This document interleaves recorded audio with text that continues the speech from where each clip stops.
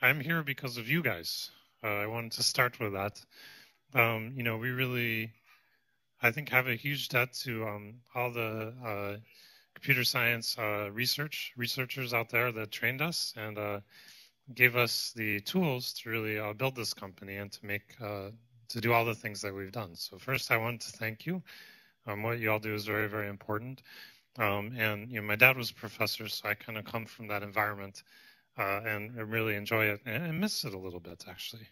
Not that I'm in a hurry to leave here. I had about 100 things I wanted to say to you all today, so I probably won't get to all of them. Actually, I'm going to try to leave some time for discussion or questions at the end. But I think, I guess I feel like there's a tremendous opportunity sort of between what we do and what you all do. To really make the world better. And I think most people are not aware what's possible, I guess, in technology. I mean, if you look at what we do with computers, I remember when we were about 5 employees, we moved into a little office in downtown Palo Alto, and we had several million customers. And we actually accidentally put our phone number on the web. And that just did not work at all. We actually had to get a new phone number because our phone rang off the hook. And, that's really powerful. I mean, you can be sitting there with 5 people in a room, with their little computers and typing and stuff. And you can produce something that millions of people are using, or even hundreds of millions of people these days. And that's because of technology. And I think somehow that people's psyche, that's not in people's psyche. People are worried about their jobs. Actually, I was going to ask you guys, how many of you saw the New York Times article by Markov on Sunday with the robot plugging itself in? Raise your hand. It's a pretty good number. But that article I was a little bit upset with Markov, and I happened to be with him, so I yelled at him about it. But I said, you're basically telling people, you're going to flame all this fire about people losing their jobs because computers are going to do things for them. But that's already happened, hundreds of times in the past.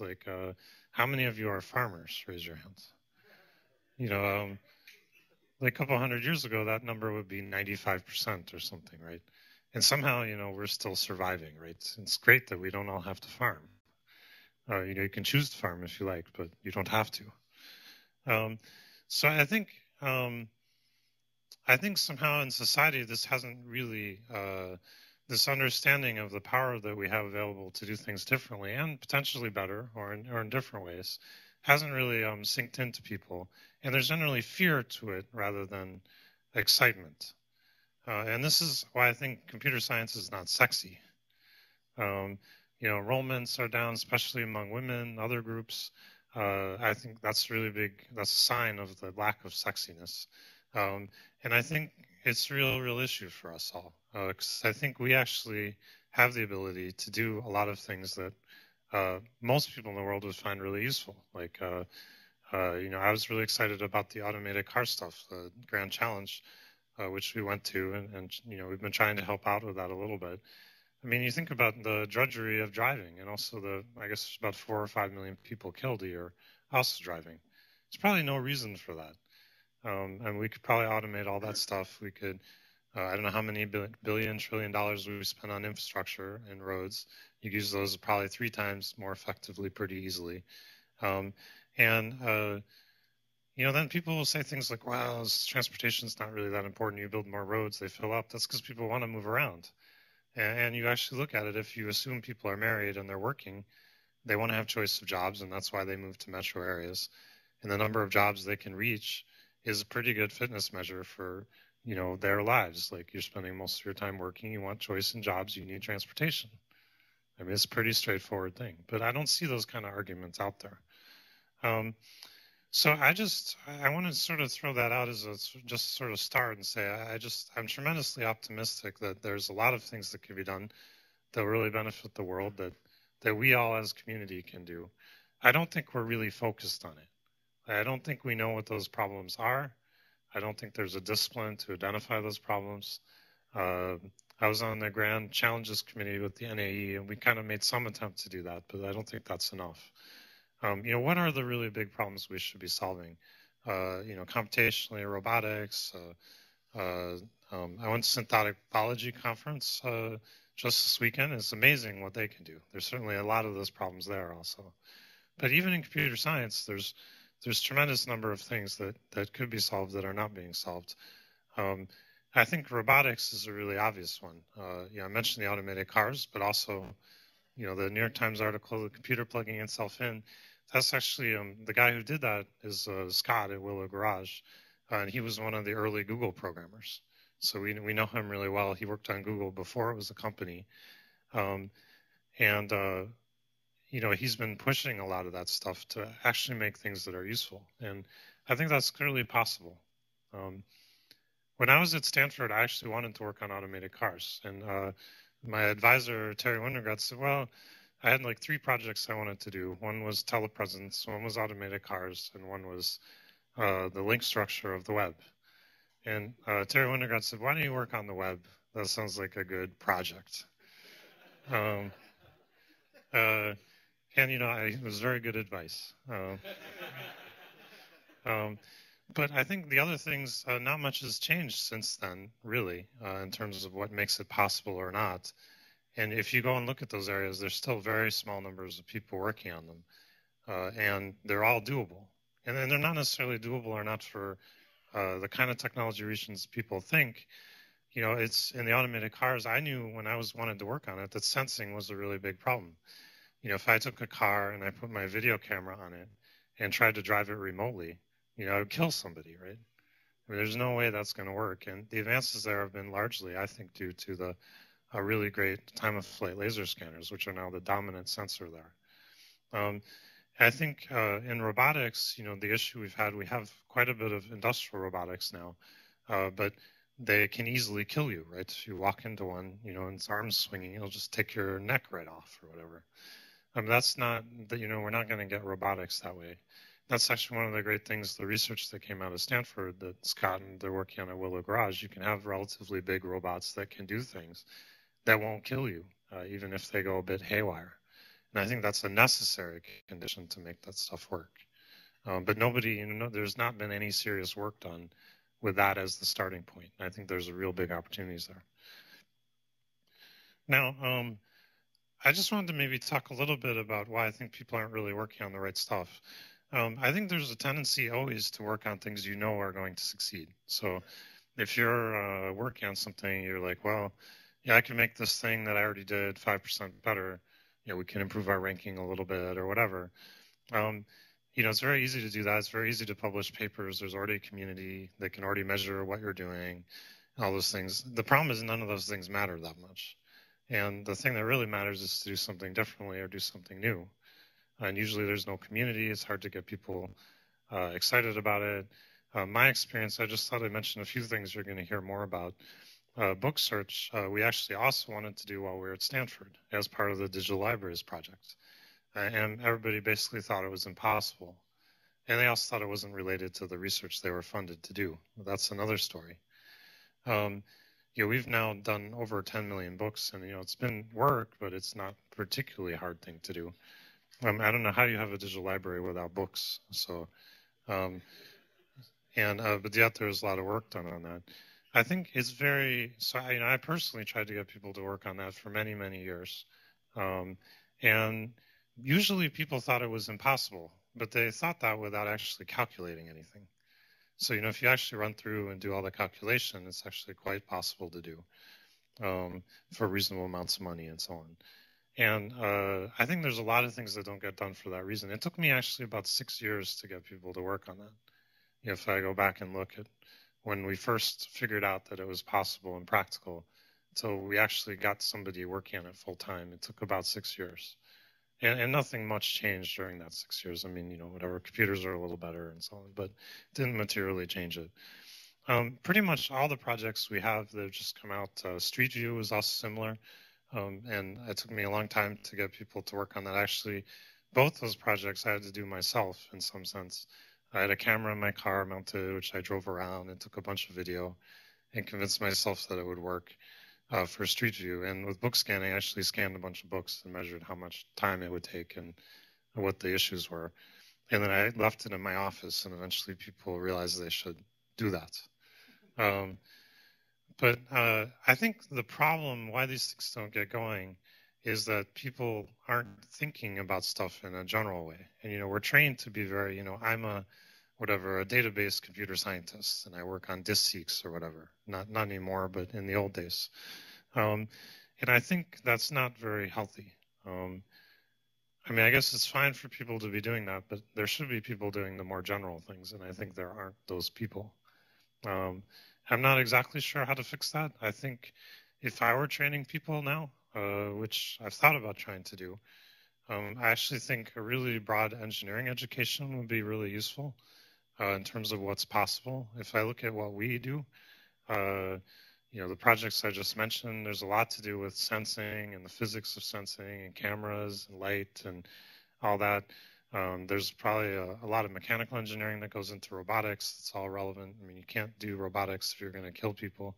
So you need to solve that problem too. For all those things, they're pretty interdisciplinary if you look at what really goes on to make the advances. I'm not saying everybody needs to be interdisciplinary, but there needs to be at least enough people to figure out which things are practical and possible. And I actually think you get great research out of those things. I had a lot of debates. I remember at Stanford, I was saying, well, photographing the world is a pretty good research problem. They said, no, it's not very interesting, too practical. We don't want to work on that.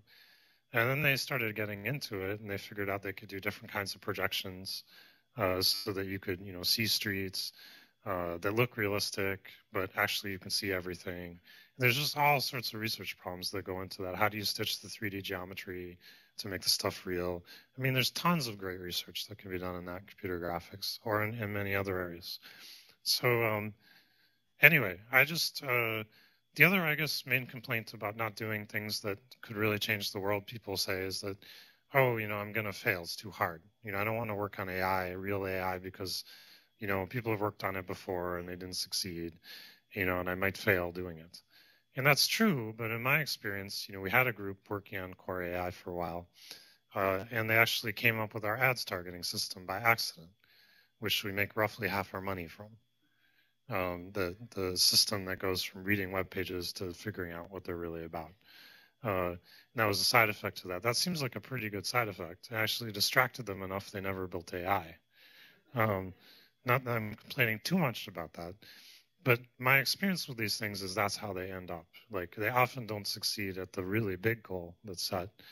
But if people are really ambitious about trying to do something big, they always achieve something interesting. They always attract really smart people who are working really hard, and something good comes out of that. And I think if you look at any ambitious projects, you see that.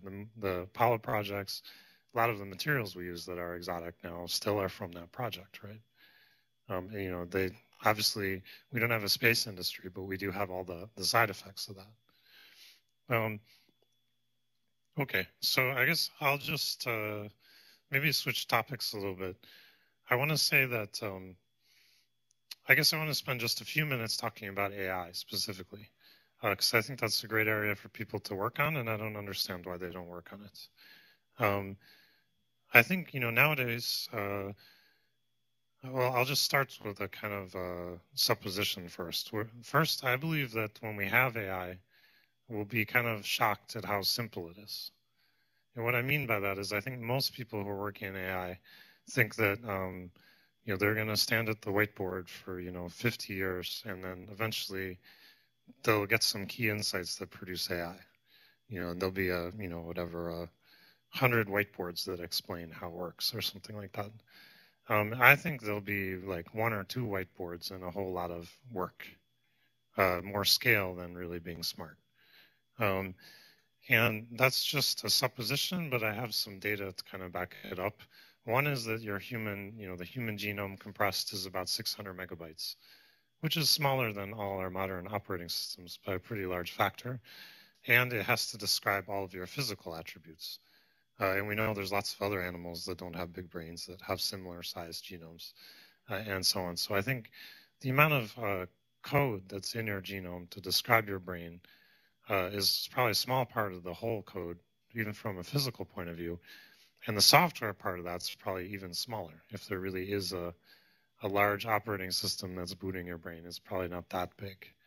And so it sort of argues against that there's really complicated algorithms that we fundamentally wouldn't understand that makes you smart. The other argument is, well, we tried it and it failed. And that argument, I remember my dad actually worked on artificial intelligence, and I was actually here at Stanford when I was like 6 when they were working on that stuff. The computers we had at that time were like Commodore 64 computers. They had 64K of memory. And, you've got, in your pockets, you have a much, much bigger computer now. And, it seems comical now that you try to build AI on a machine that can't store a high resolution image, right? But that's what happened. And that's when a lot of that work was done. So I guess I actually think it's probably a lot easier than people think to do, make progress in those areas. And I also think if I was doing research, I'd love to do it in that area because nobody else is doing it. There's no competition. I'd love, if you guys can tell me people who are really ambitiously working in AI, I'd love to know, but I can't seem to find any. And I actually try really hard to get people to work on it here too, and they give me all sorts of reasons why they can't do it. But I know you're not going to succeed if you're not doing it. That's a pretty clear thing. I think I've covered most of the things I wanted to say. I also just thought I'd mention quickly the Singularity University, which is going on right now, which we had a little bit of we gave them a little bit of help to get it going. It's running at NASA Ames, but actually I've been getting very positive reports about it. But it's kind of related to the topics I was talking about, because what they're basically trying to do is figure out what are the really big discontinuities that can happen in technology. Things like AI, if it happened, it's obviously kind of a singularity. You go through that point and you come out in a different way.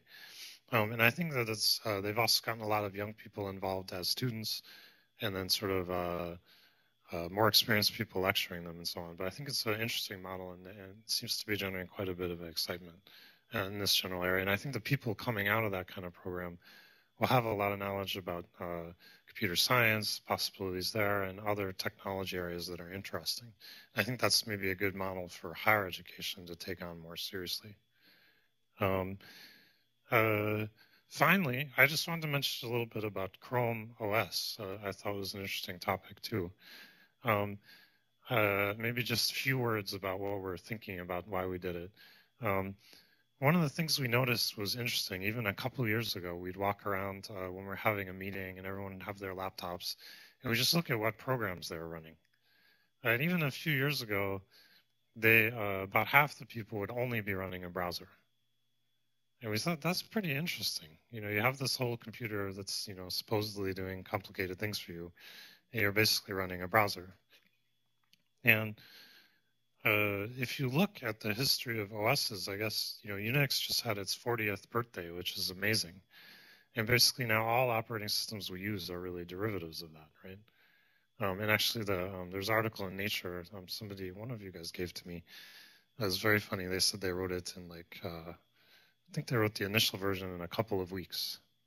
That was a really good use of time, by the way. Obviously, it was very, very smart a couple of weeks to get that initial version out. And it's affected all of us a lot, right, in both positive and negative ways. But I think it's a good thing, to periodically start fresh and try to make things simpler and make things really work. I'm still astounded at all the stuff we launch, is not instant. I mean, if you look at the computers that we have and how fast they are and things like that, and we've had a tremendous amount of software bloat. And one of the things I've been trying to get our teams to do is just estimate kind of the theoretical minimum for how long something would take to do on a computer. And if you sort of look at, your common tasks you're doing or whatever, the theoretical mins for those are very, very low. For us, we're running these big services like Gmail and things like that. We're well above the theoretical minimum, but we're not 1,000 times above it, because we're actually, we're running that service for the whole world, and we need to be pretty efficient. I imagine most things you do on your PC, are easily 1,000 times above the theoretical minimum now. And I think it's just a variety of bad software development techniques and layers on layers on layers that have caused that. But there's a great study a while ago that went up on Slashdot where someone tested Microsoft Word on a Mac Plus with a hard drive and Windows Vista. And the Mac Plus with the hard drive was actually faster for a lot of common operations like checking pages and stuff like that than the machine running Vista. And, you know, obviously the current version does more stuff. Most of those things you don't use most of the time. I mean, there's certainly a software engineering way to make that run faster for the 99% of the common things you do. We've just been lazy about that. So I think part of the reason why we're interested in this area is I just do think there's tremendous opportunity.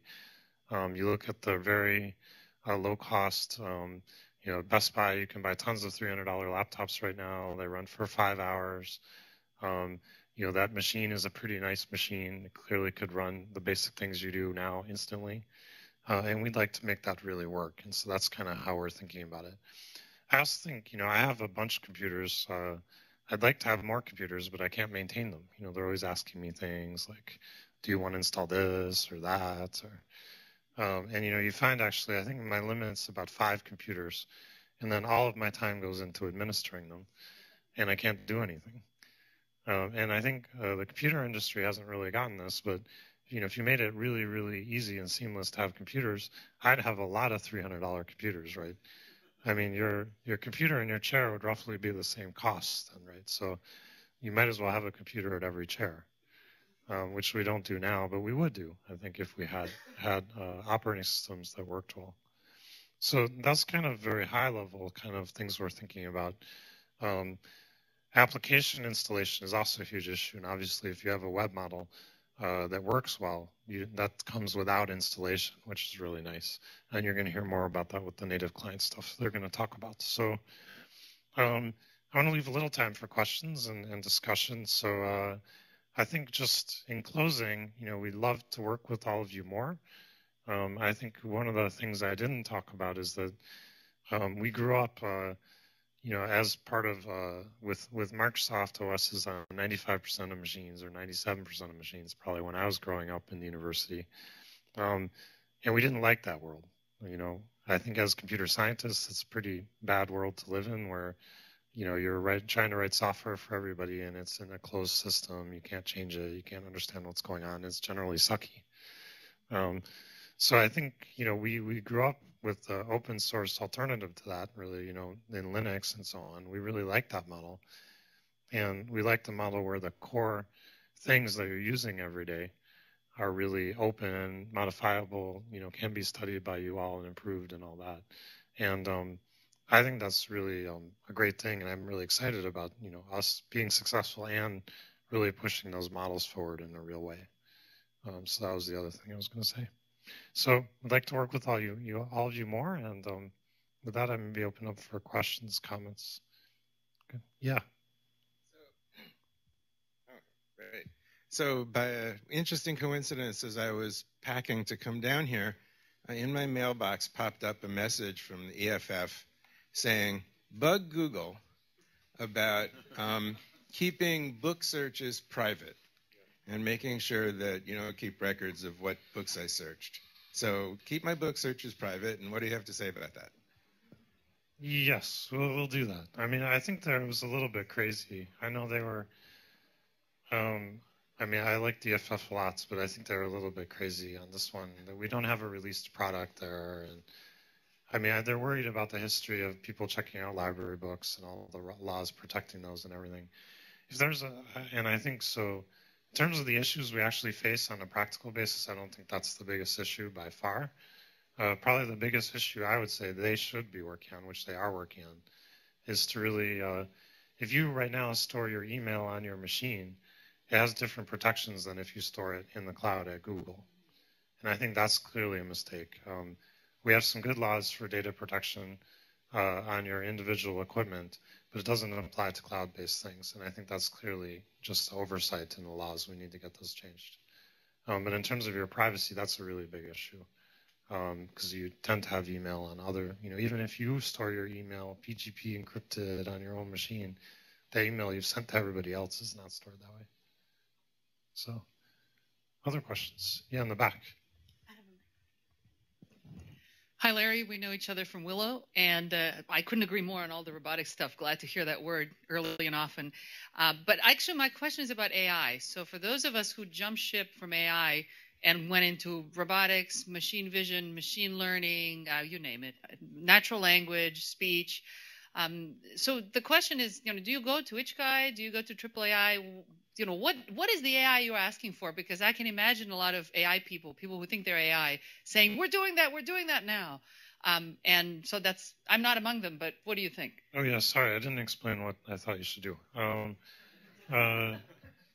Yeah, I just forgot. I do think that we have the web now, which is a really great training ground. I mean, I don't know if you gave a baby growing up the web and nothing else, whether they'd be smart or not. They'd certainly be deranged in some way. But there's an awful lot of information there. And I think, and it's kind of a practical sort and so on that we haven't had in the past. So I guess I'm a believer in the relatively dumb algorithms, like a whole lot of data school of thought. And I think, you have relatively simple learning algorithms and the entire web and a lot of compute power, like a lot, tens of thousands of computers or 100,000 computers. I think you have a real chance of making a go at that. That's a hard thing to do in academia in general.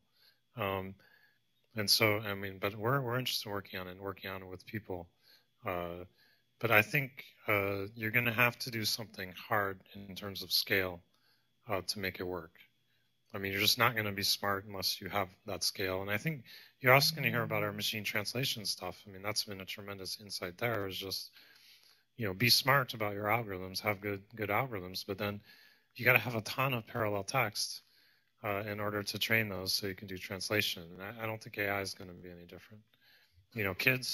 Kids take, whatever, 12 years to boot up, kind of.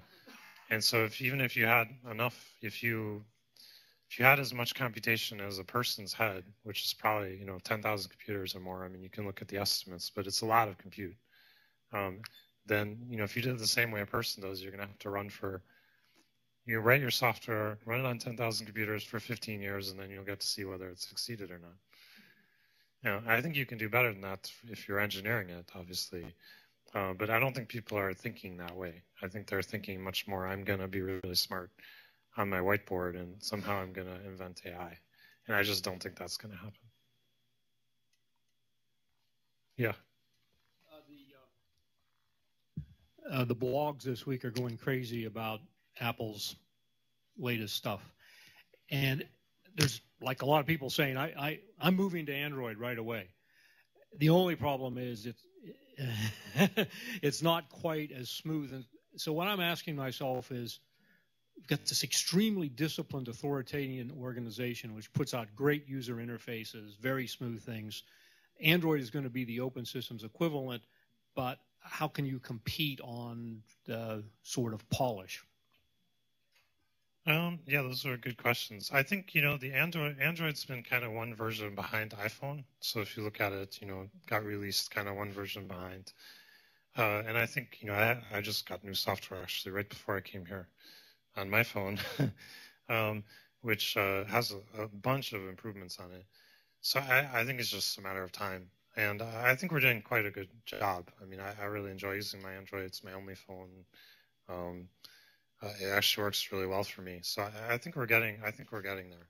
And actually, one of the things is this hardware that I think is going to be released in the US very soon. It's already released in Europe, but this is a great phone. Like, it's really light. It has a really great display and all that. So basically, a lot of the same hardware from the previous phone, but it's much thinner and doesn't have a keyboard, which is a disadvantage for typing, but an advantage for everything else. And this, I think the hardware issues also, getting to version 2 on the hardware really helps. But I'm really excited about it. We've seen tremendous uptake of the Android devices. We have huge numbers of apps in the environment there, and a lot of them that aren't on iPhone. I think our development model is going to be easier and better. You can actually run things in the background, for example, which is really nice. So I'm very optimistic about it. So I have a follow-up question on that over here. Oh, sorry, Catherine McKinley. UT Austin. So you pointed out that you'd have many more than 5 computers if you could keep them all running, but that you only had one phone. So I didn't say that. Well, I said I only use one phone. You only do you only want one phone? So is one prediction of the future is that we're going to move to one universal device, and then that'll be our computer and our phone and everything, and run our refrigerator remotely. So how do you view Google as fitting into that vision of the future, and do you think it's true? I think you want to have a lot of hardware. I mean, I think it's amazing how cheap displays are getting now. And, I think about this like, I don't understand why I have an alarm clock. Like, why don't I just have like a little LCD next to my bed or something? So I think if you go and look at, I like consumer electronics. So you go to the Consumer Electronics Show and you walk for miles and you see all the devices that are being produced. I think you don't want all these special purpose devices. That's why we have computers. But right now, our notion of a computer is like, it's only very recently become a phone that we have a real computer on here, right? Which I think is a very powerful thing. But most things that aren't, a laptop or a desktop or a netbook are not computers. And there's tons and tons of other things that you would like to be real computers that aren't. And, all those gadgets that you have that have LCDs and input and output and all that. I think all those things should move to real computers at some point so you can get the generality. So I see us having many, many, many more devices. And for the world becoming, this is the kind of HCI thing, where you have you have surfaces you can interact with and all those things. Maybe you'll also get it directly projected into your eyes. You don't need the displays anywhere. You just have a virtual version of that. Yeah. There's lots of ways to do that. One of the things I didn't mention, actually, which I had on my list, is that input-output, I think, is a huge issue from people to computers. If you just think about it, right now, if I want to, input text at, 100 words per minute or some relatively slow rate, I can only do that if I'm, sitting down, or else I'm sort of awkwardly holding my laptop, and then I can only type with one hand, and I'm much slower. And if I'm using a phone, I have to use my eyes, too, if I'm using a touch screen. And then you're tying up my eyes, which means I can't drive, which is obviously a problem. And so I just think in general, the input-output we have is just tremendously bad. The input especially. I think that would be a great area for people to work on too. Because I want to be able to walk around and type or input text or something. And you say, oh, you could use speech, but that's going to be tough to do in noisy environments, tough to do privately, so I'm not going to do that all the time. So it would be nice to have a way of doing it that doesn't involve that. And I think most of the user interfaces we've built are just horrendous. That's my background is human-computer interaction. I looked for real researchers in that area, and I found 2, right? I go to CMU or I go to Stanford, right, at that time. And I think that's an area that just hasn't gotten enough investment. I see these guys making cars that are guaranteed to kill people. You produce a car interface that used to be simple buttons that you could memorize where they are, and they replaced it with something that requires your eyes. That's just not a good plan. So the state of the art is terrible. It's a great area to do research in, and it's hugely impactful. Excuse me. Yeah. So I think we may have to make this our last question. Okay. Thank you. We talked in a talk we heard this morning. We were mentioning that Jacqueline Fuller mentioned that you and the other and Sergey and the CEO had a great interest in energy. I was just wondering if you could share with us your vision for how Google wants to work with energy and the research issues in that area. Yeah. I think I gave a pretty good summary of the first part of my talk when I was talking about just people aren't working on things that can really change the world. It's true in energy too, and it was kind of surprising. There's a lot of people, for example, doing. We have interest in solar thermal. Energy, which just mirrors and heating stuff. And, there's a lot of people working in that area. There's a lot of startups. There's a lot of funding. And if you go to those people and you say, can you make energy competitive with coal using solar thermal? They will say, yes, we think we can do that. You ask them, are you working on that? And they will say, no, absolutely not. And the reason is that plenty of people are willing to buy large amounts for a startup, but small amounts compared to the world demand of energy at a high price. So California will buy, solar energy at, 3 times the price it will buy coal energy at. And so those startups are busy serving that demand. And so part of what we've tried to do is find the people who are really trying to make breakthrough kind of things, like, are you building a system that could be competitive with coal from a cost basis? Why don't you design that now and start working on it? And obviously, if you can do it, you'll be successful. The problem is you can do something much less ambitious and still be successful in terms of having a great company and an IPO. We kind of have a scale problem. We're not interested in fixing the world problem of carbon. Those companies are interested in being great startups and being billion-dollar companies. You need a $100 billion or a $500 billion company there. And we're not working on that, and so we're losing time. So we just saw in a lot of these areas we can make small investments and get people working on that stuff now, and it'll happen a couple of years earlier than it would otherwise happen. We looked at this in geothermal. Say, intuitively, if you drill deep anywhere on the Earth, you get tons of heat. So is anyone looking at that problem? You say, well, there's lots of people drilling. They're all drilling for oil, more or less. And oil's $100 a barrel. And the issues with drilling for oil are pretty different than the issues for drilling for heat. And, again, we tried to identify some people working on that. We found like 10 people. We gave them a few $1 million. And they actually have money now, and they didn't before. So pretty much any areas like this I see, it's the same argument I was making before.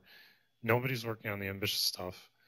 There's no lack in money for those people in general because people realize that they're being ambitious, and they need relatively modest amounts of money.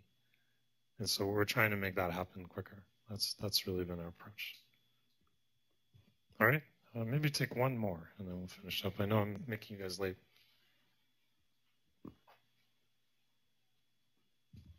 Hi, I'm Dejin Do from Oregon. So actually, I come from Semantic Web and the AI community. So that's the reason you mentioned AI. So I raised this question. So I think the traditional AI has, for example, knowledge-based systems. The major problem is scalability. You cannot do really large size reasoning with a lot of instances. Even Semantic Web idea, I think, if you think about web scale reasoning, that would be a headache. So I'm not sure how much semantics or semantic kind of computing and search and reasoning Google thinking about. For example, if we search a keyword, right, not just that keyword, even cannot do the synonym.